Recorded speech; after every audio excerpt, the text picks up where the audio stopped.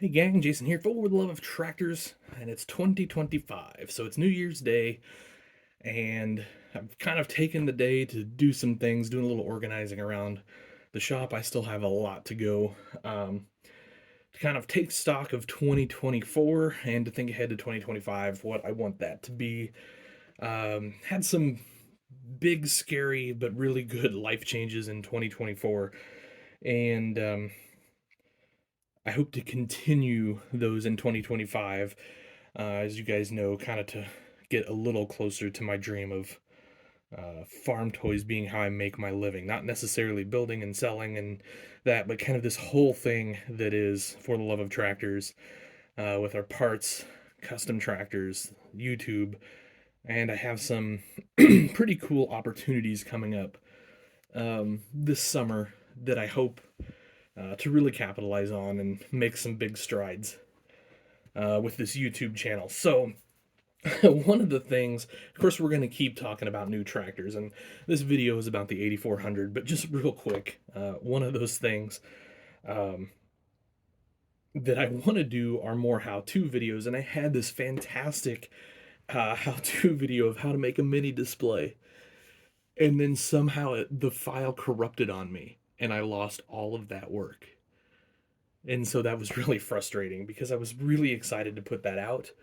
And I had it ready to go and everything. And then, like I said, I don't know what happened, but the files got corrupted and I lost them. So I'm going to make another mini display in the not too distant future just so I can make that video. But anyway, today's topic is the John Deere 8400 Prestige Collection. Um, Real quick, if you don't mind, please like, share, subscribe, comment down below what you think of this 8400 tractor, and what other, let's call them, I don't want to call them old school because this isn't really old school, right? But uh, models of this era, give or take 10 years or so, you would like to see from John Deere and ERTL. So what I'm going to do real quick is I'm going to get this out of the package. I just wanted you to be able to see the package, uh, kind of reminiscent of some of the older packages in the past. So it's kind of a little cool harkening back to that. And I've not had one of these in my hand yet, have not taken one out of the box, but this thing looks great. Let's check it out. All right, so it came out of the package pretty easy, just held together with these kind of paper tie downs. I like that versus the zip ties that maybe ERTL has used in the past. One, um, we don't need more plastic in the world. And two, that's a lot easier to untie those than it is to fart around with zip ties. So, plus, I guess if you want to put it back in the package, all you gotta do is tie it back down. So there is that. Um, First impressions out of the box, love it. Paint looks fantastic on this tractor. Mirrors look good. Here is my first beef with the tractor. We don't get real handrails here. We kind of get an enclosed handrail. Now, I'm not sure. I'm sure it was to do with fragility and things like that, but I feel like this tractor deserved better than that. So that's a little disappointing. So both of these rails here are a tad disappointing. In fact, the whole step, while it's got some detail here, it's a little crooked on here. So this whole area could use a little bit of a redo, I think. Um, does have your filler cap there, which looks nice. Does have a handrail here, which looks very nice. So I don't know, this is pretty thin and delicate, and I just don't understand why this couldn't be done elsewhere on the tractor. But they didn't. That was their choice. Is what it is. Wheels and tires look good. I'm pretty sure we've seen these before elsewhere, um, but they look really good. I like these a lot. That is a sharp looking tractor. Front wheel assist is also very nice looking. The fenders look pretty good. They do have a little indention here where you would find the John Deere logo, and then we get the real weights up here.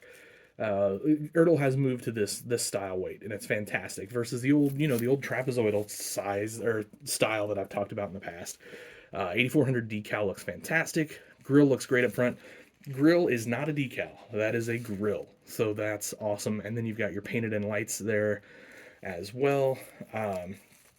So really nice there.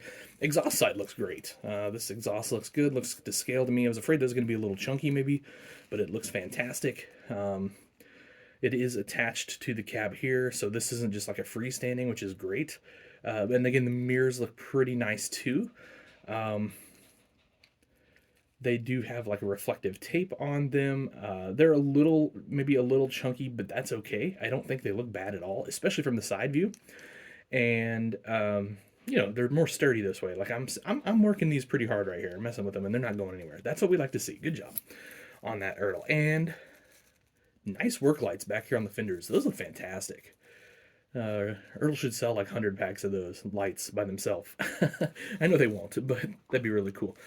So the 3-point hitch, I mean, we can always kind of get onto Ertl for their 3-point hitches. They always have those silver rivets, which look weird. The hitches always look a little chunky, but again, I think this is to do with durability and fragility, and so I can't knock them too much for that, because they do have safety standards and things like that they have to go by that the custom guys don't have to go by. So to some extent, you got to give them a little leeway there. Now, some people are going to complain about this hitch for sure, because this is a more realistic style drawbar hitch without, actually it doesn't look like there's an opening there at all to put an implement. I'm sorry if that's a little blurry. For me, not a big deal. Most of my custom implements have a more realistic hitch that's going to kind of slide over that anyway. But I think if you're wanting to hook something Ertl up to this, or a spec cast implement, you might be a little disappointed in that. I do see a PTO box in there. I don't see a PTO shaft, but to be fair, it's hard to see in there with the 3-point hitch. I don't see a ton of other detail on this back end. There are some, I take that back. There are the hydraulic outlets right there. If you can, it's going to be really hard to pick up on the camera because they are black, and we've already kind of got a little difficulty getting in there. So that's pretty good, really. I like that a lot. Love the lights up here on the cab. Those look fantastic. Really add to this model a bunch. And then I'm going to assume, yep, undercarriage, pretty plain Jane. I wouldn't have expected it to be anything else. You kind of got your info here and all of that. But that's okay. Interior-wise, we do get a real steering wheel here. I don't know if that'll show up either. But no flat disc there. John Deere's kind of exempt from the flat disc steering wheel. They haven't had that really. I haven't come across a Deere with one of those for a little while anyway. I think the Wagners were the last one, so year plus ago. The new Wagner I think has one too, but it's kind of be the expected since it's the same casting or same idea as the old one. Other than that, side console, all that sort of thing looks great on the 8400. All in all, this is a nice tractor. So I was just at a show, and these were going for in the neighborhood of $30, $30 to $33. I think it was the highest one I saw. I mean, that's the new normal. Let's just be honest here. We can't sugarcoat that. That's where we're at with farm toys. But really not complaining, because this is nice. And when you think about all the different toolings that had to be made to make this tractor, weights, hood, you had your kind of engine frame, that's a tooling, fuel tank is a tooling, cab's a tooling, those lights are a tooling, grill's a tooling. I might have said grill already.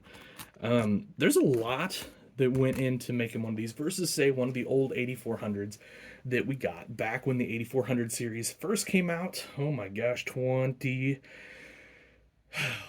years ago almost. Oh boy, time does get away. But for $30, let's say, that's a nice tractor. Really happy with it. I think Ertl did a fantastic job with it. And I think it just proves again, Ertl can kind of do these really awesome tractors when they want to. When they really want to knock it out of the park and kind of get it all, for the most part right. Like I said, it's not perfect, and I never expect any tractor to be perfect. This is a really great example, though, of what Ertl can do. And for $30, yeah, that's pretty solid. We will see other model numbers of this for sure. I'm sure we're going to see some 10 series. In fact, I think you can already get a 10 series if you buy it with the 16 scale 10 series. So we'll see variations of this for sure down the road, and I certainly hope so. I hope these are plentiful, and I kind of am looking forward to seeing the 8000 series John Deere making a comeback on the model farm. Because we're kind of getting, we're far enough away where these are almost a classic tractor. And so, I think with the re-release of these, we'll see some of these out on the model farms again. And it's a good looking tractor. So, you're, you know, real quick, I know I'm 10 minutes into this. Someone mentioned to me the 8400 should have been in my top 5 video of 2024, and it probably should have been, but I didn't want too much John Deere represented in that video.